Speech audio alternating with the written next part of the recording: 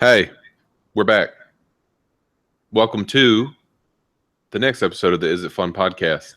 Today, I'm here with Trip as usual. Trip? Yes, Greg.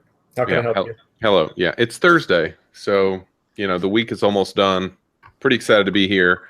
For those of you watching this, welcome to the podcast and enjoy looking at my messy room and getting 100% accurate opinions about everything we're going to talk about. There's my room. I don't know if anyone cares. Yeah. It's not super messy. So on the last podcast, we did kind of a special series. We talked specifically about Brandon Sanderson's The Cosmere in depth. That was pretty well received. I think we made some good points and got some people possibly interested in the series. So, yay! People love us. Validation.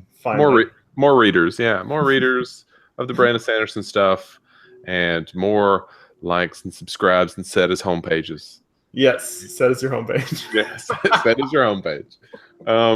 So on today's episode, however, though, we're going to be talking about new and exciting ways to spend money in 2017. Absolutely. Now you may be thinking, what does that have to do with video games? And the answer is we're just going to go tell you what to buy for 2017, or at least tell you what to be excited about buying. Tell you what to take a look at. Would you just look at it?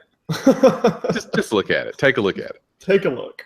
So I personally have been very terrified the past couple of days of Resident Evil. That doesn't have anything to do with this list, but I just want to put it out there. It kind of scared me a little bit. Yep, I actually got to enjoy watching Greg play the game, which is way more fun than playing the game itself. It's got to be because of him being upset at the video game. I think that was a treat for everyone. Yeah. Yeah, it's got a lot of scares in that game. It is pretty straight up creepy as shit, Yeah, I haven't had enough time to make a judgment call on like the overall game mechanics, like how I'm going to enjoy it long term. But for the first hour or so, I was just pretty much terrified the whole time. Does it play like a first person shooter at any point in time? Because you had a gun, you had a aiming reticle, I can't say it, but yeah, you had an aiming crosshair and everything. But that's not regular, is it? That's occasionally you get the treat of that experience, right? I don't know. I think that you're going to have like a inventory full of weapons that would vary from like handgun, shotgun, flamethrower, like that, like all the Resident Evil games. And I think you absolutely will use them whenever you want to. Okay. I think for this first part, I think it's kind of just setting you up and walking you through a story. But we're staging right now. We're in the staging process in your game so far. Yeah, I think so. And I was initially kind of worried that it was switching to first person because I love all the old dumb Resident Evil games with your third person stuff and the wonky controls. Yep. But after starting it, I wasn't. It didn't even bother me. I thought it was just fine. I mean, you can't beat the first person for immersion, of course, and the natural, the way that works with VR and everything is much better. But yeah, anyway, let's get interesting. I have been playing Tales of Berseria. Ooh, how's that going? It's a lot better than Tales of Zestiria, I'll tell you that right now. Yeah, good. The control, like generally, you have like the however many characters you can control, and they all have their neat little things, and you can take them over in battle. And the fun part is playing with friends. But since you guys refuse to move out to Dallas, I've just been playing it by myself. Well, yeah. Is that our job to all move out to Dallas? I think. In my opinion, it absolutely is. But yeah, it's a lot of fun. It's a lot better than the last game, and I am thoroughly enjoying it. But yeah, it's good stuff. Yeah, can't wait to play it some too. But anyway, on to the list. So let's get people excited about things to spend their money on this year. So first, I guess we should obviously talk about the Nintendo Switch, right? I believe that's a good thing to start with. Is that March 7th? I'm pretty sure, 90% sure, 97% sure. Coming pretty soon, yeah. It is very quickly approaching here, and the launch games are not mentionable outside of Breath of the Wind, right? Breath of the Wild. Wind? Wild? Wild. Breath of the Wild.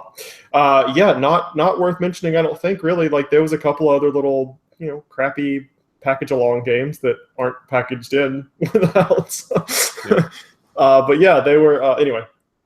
It's not exciting outside of Breath of the Wild. Yeah, I mean, it's obviously, I feel like this is the worst set of launch titles and promises that any system has had ever.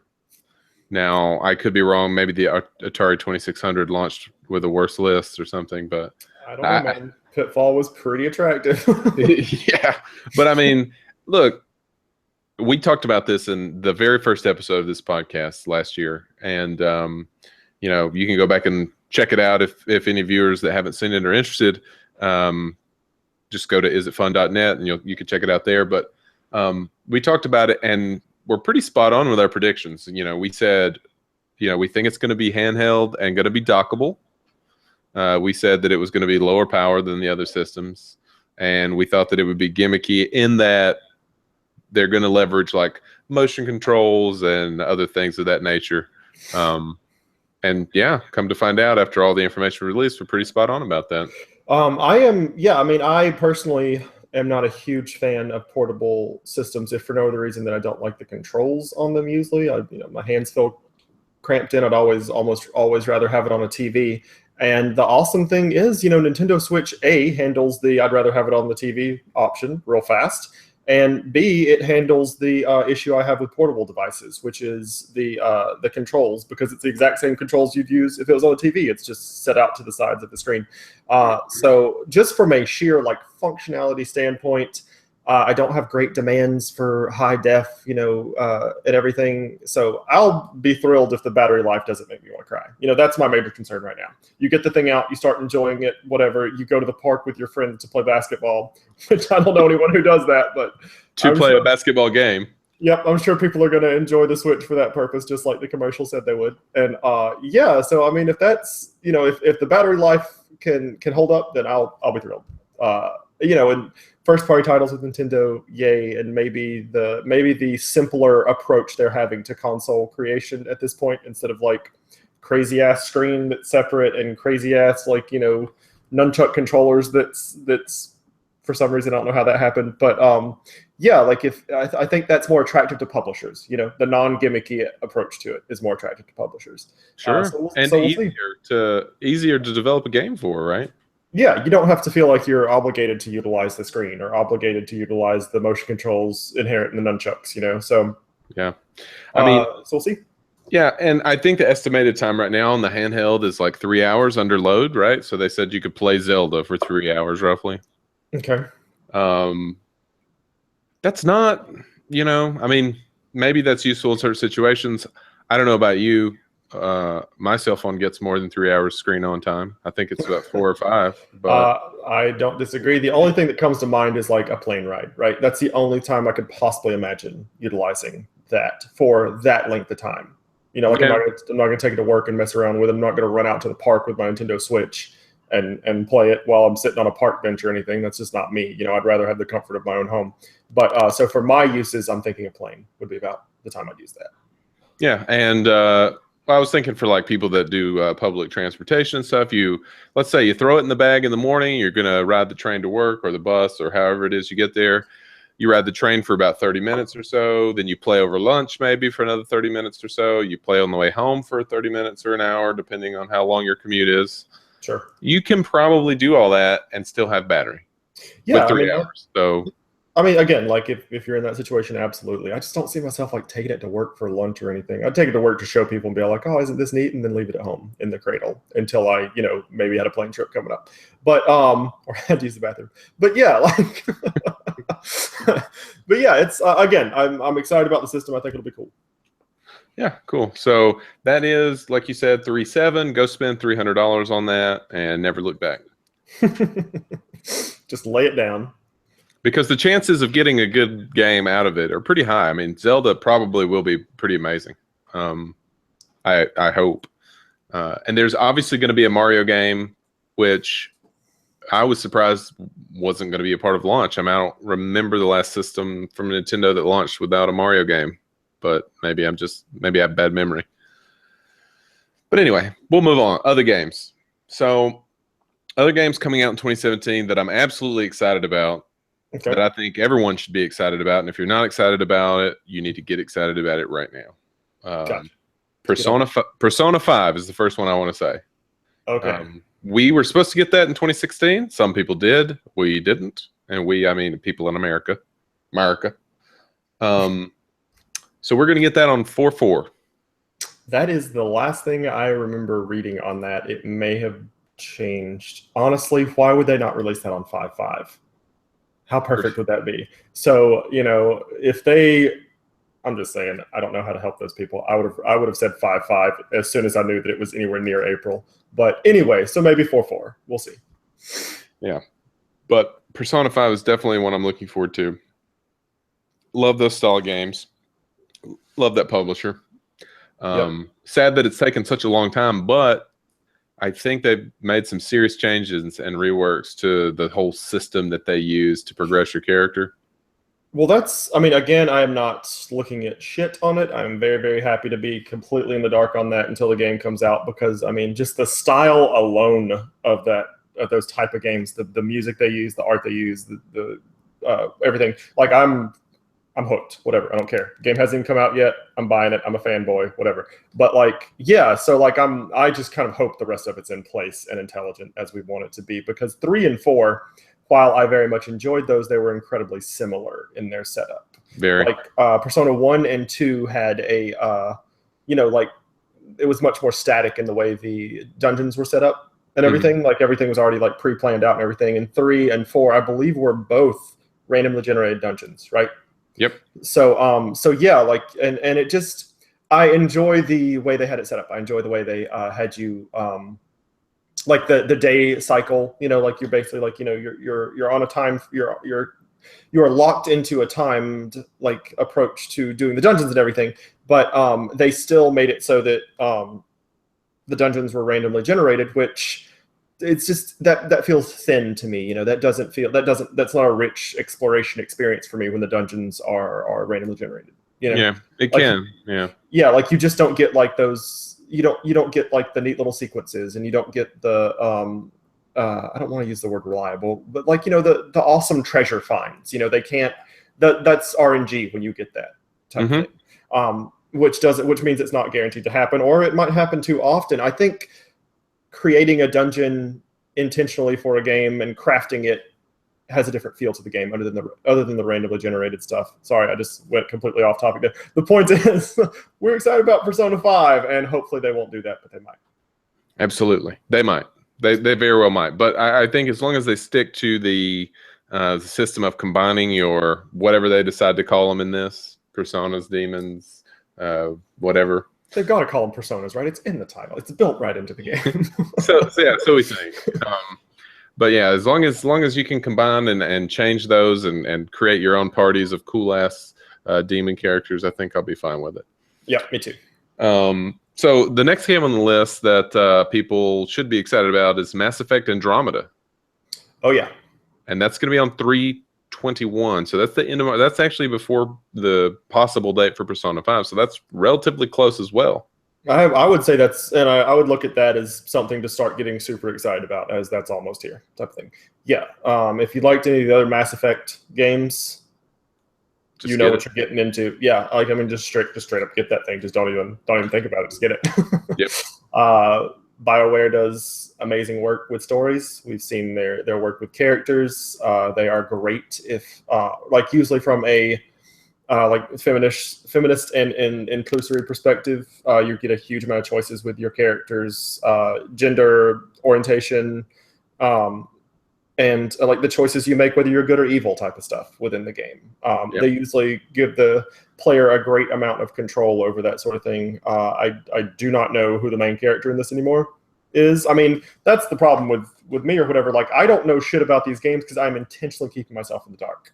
Because you find out one little thing, it comes along with a slew of other stuff that you saw in the trailer that you watched, And I try really hard to be kept in the dark. And Final Fantasy 15 was an example of you look at one little thing for that game and you learn 80 other things about the game that you would rather be surprised with. So anyway, I have seen some, of course, preliminary screens of the game during the announcements and everything, and it looks like solid Mass Effect goodness. And so I'm very excited. As to be expected, yeah. I think there was some controversy at the end of 3 about the ending. They cut short. That possibly was a lack of funds and development, something like that. I don't remember what the resolution of that was, but I enjoyed it anyway. Right? I don't know. I don't remember. Sorry. Mass Effect 2.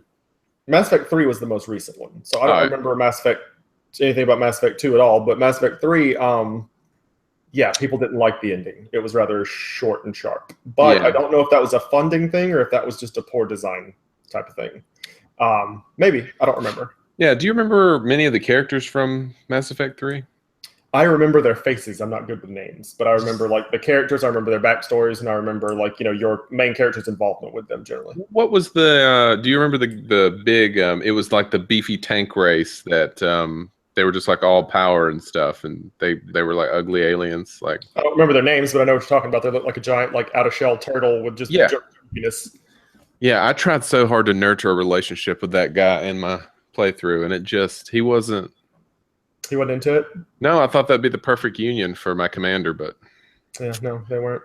Just how he was hard to deal with. That's a shame. Yeah, those guys are very, very focused on. Like I of course tried it myself, but yeah, those guys are very focused on war and destruction. They are not into you. They're not into the lovemaking. They are not, which is quite sad, obviously. Yeah, quite sad. But yeah, it's a good game. It's a good set of games, and I'm looking forward to the next in the series. Cool. So we've got 2 more titles on this list to briefly talk about. The next one being Prey by Arcane Studios, which is the same studio that makes Dishonored. Yep, and Dishonored is a great deal of fun. We know that much. Dishonored 2 more recently, of course. Yep. A great deal of fun. And yeah, I am excited about this game. I want to say it's a remake or something. I might be way off base there. I don't know. But anyway, I am, I've seen some screens of it. It looks story heavy. Arcane Studios just does some great stuff with like in-game awesomeness, like your characters being special with special abilities and stuff, and they're not afraid of going crazy with a story either, especially if you like whales. But yeah, it's anyway, it's something to look forward to. First-person shooter style. It looks like very sci-fi heavy, very if we know Arcane, probably very story heavy, with a lot of discovery. Yep. So take a look at that when it comes out. And the last game on the list for this particular segment is the Final Fantasy XII re-release, and that's going to be on 7/9. Now, for those of you who don't know, Final Fantasy XII is the greatest game ever, or one of. Yeah. It's pretty good. So it's getting a re-release, and it's going to have all the new touches that they do with their re-releases, right? They're going to include some of the expansion stuff that we didn't get in the US in the official title. Yep. It's an interesting style game. I don't really know of another game that's exactly like it, right? It has this unique battle system. Closest I can think of is Xenoblade Chronicles. Sort of. Played Final Fantasy XII. Xenoblade Chronicles is going to be your closest. Yeah. So, but yeah, I'm excited about this re-release. I mean, look, Square has re-released almost all these games many times, right? Yep. I think this is the first one for this game in particular. But for America. For America, right. But so seeing all these Final Fantasy titles show up in every way, like I think I own like 4, 5, 6, 7, at least 5 different times on 5 different platforms. It's ridiculous. No, yeah, they got me. Like I will just repurchase their crap over and over again as long as they keep doing something interesting with it, because these games are timeless. Like you're thinking, oh, well, I would like to play that game again. When was the last time I played that game? That's awesome. And then they're like, oh, we're re-releasing it with new crap you haven't seen before, and you're like, sold, immediately sold. Great opportunity to go do that. Yep. And so definitely, if you're into Final Fantasy and have never played 12, go play 12 first, or just wait on the re-release. But I recommend playing it on an emulator. If you don't want to wait on the re-release, you can definitely find that somewhere. While we're absolutely not suggesting you should go out and steal a game and play it on an emulator, that's an option some people might pursue. A very bad option that some people might do. Terrible option. Who would ever do that? The point is, it's a good game, and you should definitely pick it up if you can. But yeah, I am very much looking forward to those 4 games, those 4 titles that we mentioned. Yeah. And I don't know. I mean, like, we don't know what they're going to be yet, but it's the stuff that we are thinking is very likely going to be a successful game. There's a ton of other games coming out this year, reportedly coming out this year, that we've heard about, but these are the ones that are coming out in the near to far future of 2017 that we're pretty sure are going to be big hits. Yep. And so including the Switch, and then we've talked about 4 games, we've got you roughly up to spending about, let's see, 3, 4, 5, over $500 so far. 550 around, yeah. So, Yeah. Oh, I'm sorry. That's definitely going to be 610 because don't forget you also have to go ahead and purchase Breath of the Wild, which does not come with the Switch. So, Oh, yeah, that's true. Uh, Yeah. So let's say we're over $600, but 2017 extravagant spending would not be complete without some other interesting things aside from games. I think there's a couple of books we can talk about real quick that would be interesting to our viewers that are coming out this year. So, absolutely. Tell me a little bit about, and it's going to be obvious here, the Oathbreaker book. Okay, honestly, we have a couple of books, like fantasy type books that I know of that are coming out this year that I'm absolutely excited about. But they're a little niche, and we may talk about them in a future cast or whatever. But like right now, the one that we are fairly solid about the release of, that we definitely know we want to be excited about, that we just talked about last episode, is Oathbreaker by Brandon Sanderson. And we even discussed it last episode, so we're not going to go into it here or whatever, but supposedly November of 2017. So just get excited. Save up that $21.99 or whatever it will be, and buy yourself an actual paper-made book. Absolutely, that's the only paper books I buy anymore. Yep. Honestly, like I get everything else on Google Play or Nook. Yep. Well, in addition to Oathbreaker, some other things coming out. If you're thinking to yourself, oh, but all this stuff is so far away, and oh my God, I'm bored right now. We've got some stuff that can happen to you over the next month that will entertain you until some of these other releases can take effect. So, 2/7, that's next week. Yep. Okay, so 2/7, it's week after next. God week help after you. next. Oh my God. Neo is coming out. That is, I believe we discussed this in a previous cast. It is essentially ancient samurai Dark Souls. Yes. 100% yes on that. Yes. So so it's got a pretty cool skill system that looked like it would allow for an incredible amount of customization of your character.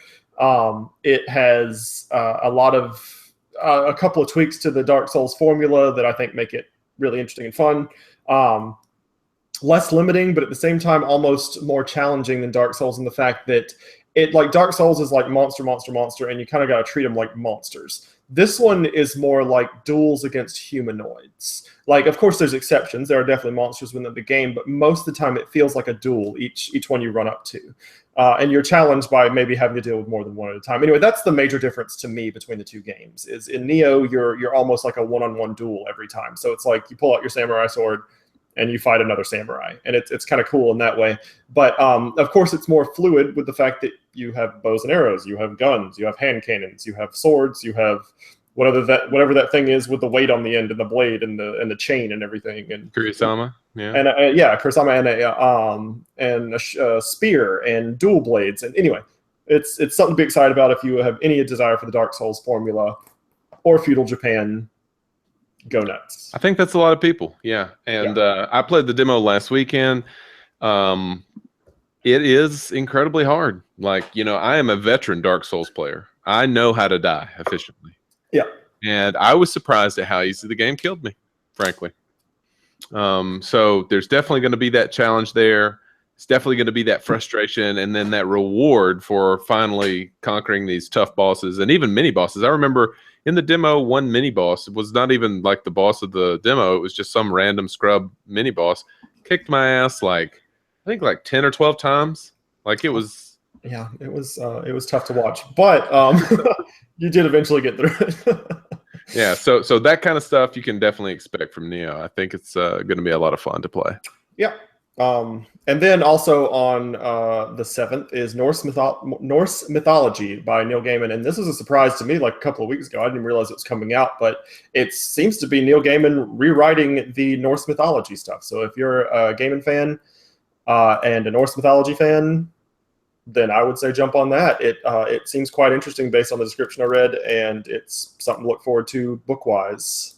Yeah, absolutely. And of course, Neil Gaiman is an amazing author, so go read that. If you have never read him, read it.